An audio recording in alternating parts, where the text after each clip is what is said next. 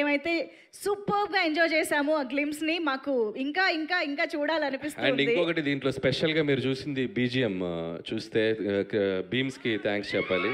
And అలాగే visuals ఇక్కడ ఉన్నారు సమీర్ రెడ్డి గారు, హార్స్ షాట్ ఎలా ఉంది లాస్ట్లో.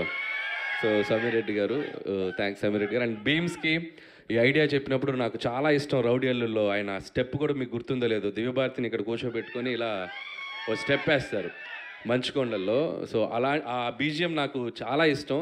సో ఆ బీజిఎంనే ఒక సెంటర్గా చేసి ఒక మాస్ బీజిఎంగా చేస్తే ఎలా ఉంటుంది అని చెప్పి నేను బీమ్స్కి చెప్పాను. సో బీమ్స్ దాన్ని నెక్స్ట్ లెవెల్లో కంపోజ్ చేశారు. సో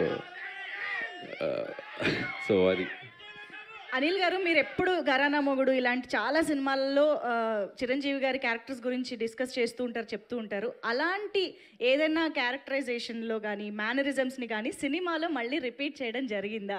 సో మ్యానరిజమ్స్ ఏవి అట్లా తెచ్చి పెట్టి చేద్దాం లేదు, కానీ అది ఇప్పుడు టూ ఎర్లీ చెప్తున్నాను కదా, అక్కడక్కడక్కడక్కడక్కడ ఇస్తాం.